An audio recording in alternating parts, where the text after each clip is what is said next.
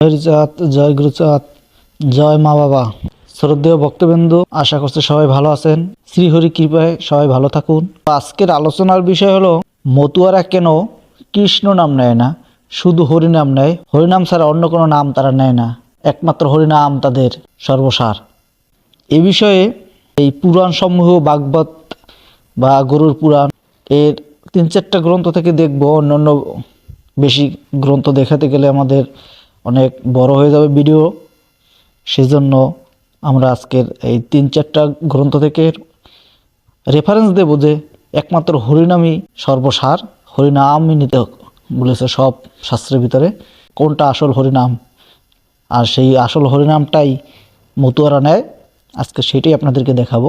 আমাদের এই চ্যানেলের উদ্দেশ্য সত্য প্রচার করা, সত্যকে মানুষের কাছে পৌঁছে দেওয়া।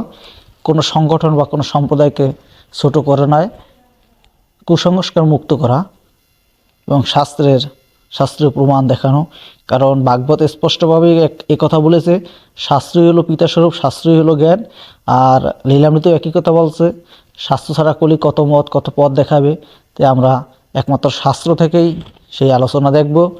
অনেকে অনেক আলোচনা করে থাকে, কিন্তু সেগুলোর কোনো সার নেই।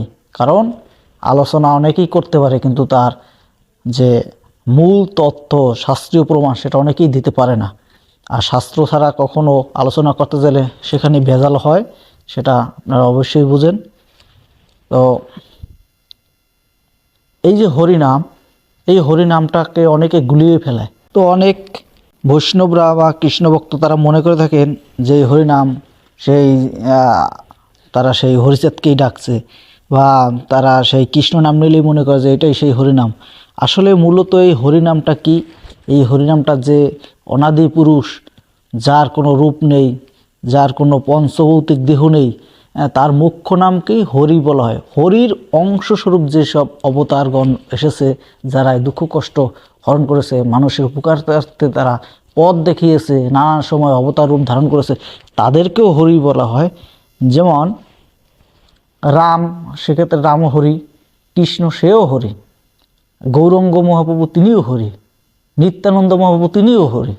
শ্রী শ্রী হরিচাঁদ ঠাকুর, তিনিও হরি। কিন্তু আসলে এই যে হরি, যে হরিনাম নেই আমরা, এই হরিকে, এটা বুঝতে হবে যে এই হরিনাম সর্বসার। এই হরিনাম যা সেই পরম ব্রহ্ম, পরমাত্মা, ঈশ্বরকে বলা হয়, এবং যার কোনো রূপ রস নেই, যার কোনো পঞ্চভুক্তিক দেহ নেই, যিনি জরামরণ রহিত। তো অনেকেই বলে থাকে না, যেমন মতুয়া ভক্ত যারা আছে তারাও বলে থাকে হরিচাঁদ ঠাকুরই আমার সেই, কৃষ্ণ ভক্তরা বলে থাকে কৃষ্ণই সেই, রাম ভক্তরা বলে থাকে রামই সেই। কিন্তু আসলে শাস্ত্র কি বলে, আমাদের সেই দিকটায় যেতে হবে। তো আমরা ওই বিশ্লেষণ যদি কেউ দেখতে চান তাহলে অবশ্যই বলবেন, আমি সে বিষয়েও ভিডিও করব স্বতন্ত্রভাবে। তো আমার আলোচনা অবশ্যই আমি সবসময় বলে থাকি, আমি কোনো সম্প্রদায়কে নিয়ে আলোচনা করি না, আমি স্বতন্ত্র আলোচনা করি, যেটা যে শাস্ত্রের ভিতরে আছে, এবং সমস্ত শাস্ত্রকে একত্র মন্থন করে একটা মধুর রস দেওয়ার আমি চেষ্টা করি। কারণ একটা শাস্ত্রের রেফারেন্স নিয়েই কখনো কথা বলা উচিত নয়। আর এই যে রাম বা কৃষ্ণ বা গৌর বা হরিচাঁদ ঠাকুর, এরা হলো আমাদের জগৎগুরু। এদেরকে গুরু বলা হয়, জগৎগুরু বলা হয়। এরা যে পথ প্রদর্শন করেছে, যে পথটাকে দেখিয়েছে, সেই পথে যদি আমরা চলি, তাহলে আমরা সেই পরমাত্মা, পরব্রহ্মের, সেই হরির সন্ধান আমরা পাবো, সেই হরির চরণে আমরা লীন হতে পারবো। তো এটা আমাদের মাথায় রাখতে হবে অবশ্যই। আমি আর কথা বাড়াবো না, সরাসরি আমরা শাস্ত্রের ভিতরে চলে যাব। তার আগে সবাইকে চ্যানেলটি লাইক করুন এবং সাবস্ক্রাইব করে বেল বাটনটি বাজিয়ে দিন। আমরা চলে আসলাম গরুর পুরাণে। প্রথম গরুর পুরাণ থেকে আপনাদেরকে দেখাবো। শ্রী মহর্ষি কৃষ্ণদ্বৈপায়ন বেদব্যাস প্রণীত গরুর পুরাণম, মূল সংস্কৃত পাঠান্তর বঙ্গানুবাদ সমেত, পঞ্চানন তর্করত্ন কর্তৃক সম্পাদিত। গ্রন্থটি প্রকাশ করেছে নবভারত পাবলিশার্স লাইব্রেরি থেকে। এই গ্রন্থের ৩৩ অধ্যায়ের নারায়ণ নমস্কার আমরা চলে আসলাম। আমরা এই অধ্যায়ের ১৭ নম্বর শ্লোক থেকে দেখব। এই ১৭ নম্বর শ্লোকের অনুবাদ: সংসার রূপ সর্প যাহাকে দংশন করিয়াছে, তাহার বিষ প্রতিকার বিষয় একমাত্র হরিনামী মহৌষধ। তারপরে দেখুন এখানে 20 নম্বর শ্লোক, এই যে মূল শ্লোক, 20 নম্বর শ্লোকের অনুবাদ, যিনি হরি এই দুটি বর্ণ জিহ্বা দ্বারা উচ্চারণ করেন, তিনি সংসার সাগর হইতে উত্তীর্ণ হইয়া বিষ্ণুপুরে গমন করিয়া থাকেন। কি পেলেন এখানে? দেখুন একবারে স্পষ্টভাবে হরি, দেখুন দুটি অক্ষর, যিনি হরি এই দুটি বর্ণ জিহ্বা দ্বারা, কি বলেন? শুধু হরি। এখানে কিন্তু রামের কথাও বলা হয় নাই, কৃষ্ণের কথাও বলা হয় নাই, গৌরাঙ্গের কথাও বলা হয় না। এরপরে আমরা চলে যাব শ্রী শ্রী হরি লীলামৃতে। গ্রন্থটি লিখেছেন কবি রসরাজ শ্রীমৎ তারকচন্দ্র সরকার। এই গ্রন্থের আমরা সূচিপত্রে চলে আসি। আদিখণ্ড, এই আদিখণ্ডের দ্বিতীয় তরঙ্গে শ্রী শ্রী হরি ঠাকুরের জন্ম বিবরণে আমরা দেখব। চলে আসলাম পূর্ণব্রহ্ম শ্রী শ্রী হরি ঠাকুরের জন্ম বিবরণ। এই উপাখ্যানে আমরা মাঝামাঝি গিয়ে দেখব। দেখুন এখানে, প্রভু বলে তব নামে অবতার হব, প্রণব ত্রিগুণ নাম শূদ্রেরে বিলাব, এক হরি নাম মধ্যে গুণ দিয়া সব নিঃসৃজন করাইব পরম বৈষ্ণব। তাহলে কি পেলেন এখানে? যে এক হরিনামের ভিতরে এই যে প্রণব ত্রিগুণ নাম, সাহা, সধা, শট, এই ধরনের যে প্রণব নামগুলো আছে, এগুলোর অধিকার শূদ্রদের এবং নারীদের দেয়নি। হরিচাঁদ ঠাকুর আসার আগে এই নামের অধিকার কাউকে দেওয়া হয়নি। তাই তিনি বললেন যে যখন এদের এই নামে অধিকার নাই, তাহলে এর সব গুণ আমি এই যে হরিনাম, এই হরিনামের ভিতরে দেব। এবং এই হরিনাম দিয়া যারা নিচুজন আছে, যাদেরকে নিচু বানিয়ে রেখেছে এই শাস্ত্র দিয়ে বা সমাজবাদীরা, বর্ণবাদীরা হীন করে রাখছে, তাই এই নিচুজনেরকে পরম বৈষ্ণব করবো, যে বৈষ্ণব থেকে বড় বৈষ্ণব করব। তো আমরা কিন্তু বৈষ্ণবদের নিন্দা করি না, কারণ আমরাও বৈষ্ণব, আমার ঠাকুর আমাদেরকেও বৈষ্ণব করে দিয়ে গেছেন। তো পেলেন এখান থেকেও। তারপরে গিয়ে দেখি আমরা আদিখণ্ডের 7ম তরঙ্গ, রামলোচনের বাটি মহোৎসব ও চৈতন্যবালা দর্পচূর্ণ, এই উপাখ্যানে দেখবো আমরা কি আছে। এই মাউস আইকনের দিক লক্ষ্য করুন, এখান থেকে শুরু করি। হরিবলা সাধুদের ভক্তি অকামনা, তন্ত্র মন্ত্র নাহি মনে ব্রজই উপাসনা, বিশুদ্ধ চরিত্র প্রেমে হরি হরি বলে, অন্য তন্ত্র মন্ত্র এরা বাম পদে ঠেলে। কি বলেন এখানে? যে যারা মতুয়া আছে তারা কি করে, এদের মুখে হরিনাম ছাড়া অন্য কোনো নাম নেই, এদের কোনো তন্ত্র নাই, মন্ত্র নাই, এদের শুধু একটাই হরিনাম, হরিবোল, আর কোনো কিছু নেই। তারপরে গিয়ে দেখি আমরা মধ্যখণ্ড 3য় তরঙ্গ, দশরথোপাখ্যানে আমরা দেখব। এবারে চলে আসলাম গোস্বামী দশরথোপাখ্যান। এর মাঝামাঝি গিয়ে একটু দেখি আমরা এখান থেকে দেখব। তার আগে কয়েকটা কথা বলে রাখি, নয়তো অনেকের বুঝতে সমস্যা হবে। এখানে শ্রী শ্রী হরিচাঁদ ঠাকুর এই কথাগুলো বলছেন দশরথ বৈরাগীকে। তিনি ছিল একজন শুদ্ধচারী বৈষ্ণব, কৃষ্ণ ভক্ত বৈষ্ণব ছিল। তো তিনি নানান শৌচাশুচি আচার নিয়ম মানত। তো একদিন তার দৈবযোগে জ্বর হলো, কিন্তু যত ধরনের তিনি ওষুধ, দাবাই ইত্যাদি ইত্যাদি খাওয়া দাওয়া করেন বা যাই করেন না কেন, দিনের দিন রোগের প্রাদুর্ভাব তার বাড়তেই থাকে, কোনো মতেই কমছে না। কিন্তু তিনি জানতে পারলেন এক সময় যে হরিচাঁদ ঠাকুরের কথা, যে ওরাকান্দি গেলে, তার কাছে গেলে সব কিছু মুক্তি হয়ে যায়। কিন্তু সেটা জেনেও তিনি সেখানে যাচ্ছে না, কারণ তার ভিতরে একটা অহংকার ছিল যে হরিচাঁদ ঠাকুর সে কি জানে, সে কি, তার কাছে কেন যাব, আমি তো অনেক বড় বৈষ্ণব। তো কোনোভাবেই যখন তার জ্বর কমছে না, দিনের দিন তিনি রহিত হয়ে যাচ্ছে, এক পর্যায়ে তিনি উপায় না পেয়ে ঠাকুরের কাছে আসে। তখন আমার ঠাকুর তাকে যে উপদেশগুলো, আদেশগুলো দিয়েছিলেন, কথাগুলো বলেছিলেন, আমরা মাঝখান থেকে একটু সেই মূল জায়গাটা দেখি। প্রভু বলে তবে বাপ আর কি বা চাই, আজ হতে আর তোর স্নান পূজা নাই, প্রয়োজন নাই তোর ডুবাইতে জলে, ডাঙ্কা মেরে বেড়া গিয়ে হরি হরি বলে, হরিনাম ধ্বনি দিয়া মাতা গিয়া দেশ। তাহলে কী বললেন এখানেও?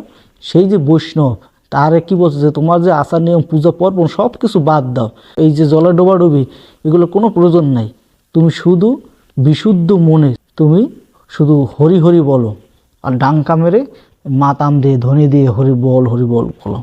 এখানে আরেকটু দেখুন, কোনো মন্ত্র লাগবে না, শুধু হরিনাম। বুঝলেন যে আমার হরিষের ঠাকুর সব জায়গায় একই কথা বলছে, শুধু হরিনাম, এই হরিনাম ছাড়া আর কোনো কিছু নেই। তো এরপরের আমরা দেখব মহাভারতে কি বলে, তার শেষে গিয়ে দেখব আমরা ভাগবত কি বলে। চলে আসলাম কাশিদাসী অষ্টাদশ পর্ব মহাভারত। মহামণি বেদব্যাস প্রণীত মূল সংস্কৃত হইতে। এই গ্রন্থের আমরা গ্রন্থ সূচনায় দেখব কি বলেছে, সর্বশাস্ত্র বীজ হরিনাম দ্বিঅক্ষর, আদি অন্ত নাহি তাহা বেদে অগোচর। কি পেলেন, যে সর্বশাস্ত্র বীজ হরিনাম দ্বিঅক্ষর, দ্বিঅক্ষর মানে দুই অক্ষর, হ্যাঁ, আদি অন্ত নাই, এর বেদেও অগোচর, বেদও জানে না এই হরিনামের কথা। তাহলে এখানে মহাভারত থেকেও আমরা পাই যে এই যে দুই অক্ষর হরিনাম, শুধু হরিনাম, এই যে হরি, এই যে দুই অক্ষর, এতটুকুই আমাদের সবসময় মুখে নিতে হবে, বলতে হবে। তো এর বাইরে যে নামগুলো আছে, কারণ ভগবানের প্রকৃত কোনো নাম হয় না, এটাও ভাগবতে স্পষ্টভাবে আছে। তো তার মুখ্য নামই হলো হরি, তার নিরাকার যে নাম যেটাকে বলা হয় ওং, আর মুখ্য নাম যেটাকে গুণবাচক নাম বলা হয় সেটাকে বলা হয় হরি। তো এই হরি নামই তার প্রধান নাম, মুখ্য নাম। আর এই হরি নামটাই সব জায়গায় নিতে বলছে, দুই অক্ষর হরিনাম। কিন্তু এটাকে আমরা গুলিয়ে ফেলাই কৃষ্ণ নাম, রাম নাম, গৌর নাম, অন্যান্য নামের দিকের সাথে আমরা জড়িয়ে ফেলাই। মূলত শাস্ত্রে কি বলছে এই বিষয়টা আমরা জানি না। এরপরে এখন আমরা দেখব শ্রীমদ্ ভাগবত মহাপুরাণ কি বলে এই হরিনাম সম্পর্কে। শ্রীমদ্ ভাগবত মহাপুরাণ প্রথম স্কন্ধ থেকে অষ্টম স্কন্ধ পর্যন্ত গ্রন্থটি প্রকাশ করেছে গীতা প্রেস গোরক্ষপুর থেকে। এই গ্রন্থের আমরা ষষ্ঠ স্কন্ধ দ্বিতীয় অধ্যায়ের বিষ্ণুদূতদের দ্বারা ভাগবত ধর্ম নিরূপণ এবং আজামিলের পরমধাম গমন, এখান থেকে আমরা দেখব। আসলাম শ্রীমদ্ ভাগবত মহাপুরাণ ষষ্ঠ স্কন্ধ দ্বিতীয় অধ্যায়। এই দ্বিতীয় অধ্যায়ের আমরা 15 নম্বর শ্লোকের অনুবাদ দেখব। আপনারা এখানে দেখুন, এই মূল শ্লোকগুলো দেখে রাখুন, এর অনুবাদ দেখব। 15 নম্বর শ্লোকের অনুবাদ, যে ব্যক্তি উচ্চস্থান থেকে পতনের সময়, পথ চলতে চলতে, পদস্থলনের সময়, ভগ্নদেহ অবস্থায় অথবা সর্পাদি কর্তৃক দংশনকালে, অগ্নিদগ্ধ অবস্থায় বা আহত হয়েও বিবশ অবস্থায় হরি হরি বলে ভগবানের নাম উচ্চারণ করে, সেই ব্যক্তিকে আর নরক যন্ত্রণা ভোগ করতে হয় না। কি পেলেন এখানে দেখুন, এই হরি হরি বলে, অন্য কোনো কথা আছে? এই মূল শ্লোক দেখুন, এই হরি, আর এখানেও দেখুন এই অনুবাদ, এই হরি হরি বলে। তো এখানে কি কোনো কৃষ্ণ নাম, বিষ্ণু নাম, রাম নাম দেওয়া আছে কি? তো যদি না থাকে তাহলে এখানে কি পেলেন? হরি। তাহলে মতুয়ারা কোন নাম নেয়? হরি। আর কোনো নাম কি নেয়? এটাই ভাগবতে আরও কি বলছে, আমরা সেখানে যাব। তো এই যে হরি নাম দেখুন, এখানে উপরে দেখুন যে অবজ্ঞা কর্ম যদি কেউ ভগবানের নাম উচ্চারণ করে, অর্থাৎ এই অনেকে মতুয়াদের অবজ্ঞা করে, ব্যঙ্গ করে, হ্যাঁ, হরিবল বা নানান ধরনের ব্যঙ্গ ছলে কথা বলে, তারা কৃষ্ণ নাম নেয় না, দেখো লাফায় আর হরিবল করে। তাহলে আমাদের কোন বল নিতে বলছে? এই হরিবল, এই হরি নামটাই নিতে বলছে। এরপরে দেখুন এখানে এই ভাগবতে যিনি ব্যাখ্যা করেছেন তিনি অনেক রেফারেন্স এখানে দিয়েছে, অনেক শাস্ত্রের, যে এই হরিনাম দুটি অক্ষর কোথায় কোথায় আছে, কিভাবে আছে বা নিলে কি হয়। দেখুন এখানে দিয়েছে হরি, এই দুটি অক্ষর যে একবার মাত্র উচ্চারণ করেছে সে মোক্ষ প্রাপ্তির গাঠরি বেঁধে ফেলেছে। হ্যাঁ, কি পেলেন এখানে? হরি, এই দুটি অক্ষর একবার মাত্র। কোথায় এই কথাটা আমরা গরুর পুরাণে দেখেছি আমরা মহাভারতে, আমরা মতুয়া শাস্ত্র বাদে দিলাম, এবং এই ভাগবতেও একই কথা পেলাম। এখানে কোথাও বলা হয় না বাসুদেব, কোথাও বলা হয় না কৃষ্ণ, কোথাও বলা হয় না রাম, গৌর বা ইত্যাদি যে বিষ্ণু, কোনো কিছুই এখানে বলা হয়নি, শুধু হরি। তাহলে যারা এই হরিনাম নিয়ে মাতাম দেয় তারা কি ভুল করছে না সঠিক করছে? আপনারাই এটা ভেবে দেখবেন। তারপরে এখানে দেখুন, এখানে এই যে যজুর্বেদের কথা বলা হয়েছে, হ্যাঁ, সামবেদের কথা বলা হয়েছে। এই যে তার এই শ্লোক সংস্কৃত ভাষা দিয়েছে, এই দেখুন, এই আপনার লক্ষ্য করুন মাউস ওইখানের দিকে, এখানে প্রত্যেকটা জায়গায় রেফারেন্স আছে, শ্রীমদ্ ভাগবত থেকে এই আপনাদের দেখানো হচ্ছে। তারপরে এখানে আবার দেখুন, এই যার জিহ্বায় হরি এই দুটি অক্ষর বিদ্যমান থাকে তার গয়া গঙ্গা সেতুবন্ধন কাশী ও পুষ্করের কোনো প্রয়োজন নেই। তাহলে মতুয়ারা যে বলে তাদের কোনো তীর্থযাত্রা লাগে না, তীর্থ ভ্রমণ নাই, গয়া কাশী লাগে না, তারা কি ভুল বলে না সঠিক বলছে ভাগবত অনুযায়ী? দেখুন, এই দেখুন, এই তারপরে এখানে আরও দেখুন, এই হরি দুটি অক্ষর উচ্চারণ করছে, হরি দুটি অক্ষর, হরি দুটি অক্ষর, হ্যাঁ, মানে এই যে হরি দুটি অক্ষর এটাই মহা ঔষধ। তাহলে আমরা আজকে কি সমাধান পেলাম, যে আমরা যদি সে পরব্রহ্মকে ডাকি, নাম যখন জপ করব, নাম যখন উচ্চারণ করব, তার নাম স্মরণ করব, কি নামে করতে হবে? হরি। এই হরি এই দুটি অক্ষরই আমাদের জপ করতে হবে এবং উচ্চস্বরে কীর্তন করতে হবে। এটাই আমরা এই শাস্ত্র থেকে পেলাম এবং এভাবে আরও ভুরি ভুরি প্রমাণ আমি দিতে পারি। এখনও আমি বৈষ্ণবীয় শাস্ত্র থেকে দেখাইনি। গৌরাঙ্গ মহাপ্রভু যেখানে যেখানে এই কথাগুলো বলেছে, এই হরিনাম নেওয়ার কথা বলেছে এবং তিনি হরিনাম প্রচার করেছে, সেগুলো অনেকেই জানেন, সেই জন্য আমি সেগুলো আজকে দেখালাম না। তো জয় হরি বল। আমরা বিভেদ চাই না, আমরা সাম্য চাই, সমঝোতা চাই, সঠিক পথকে প্রদর্শন করতে চাই, মানুষের কাছে পৌঁছতে চাই। তো আজকের মতো এখানে, ভালো থাকবেন, হরি বল।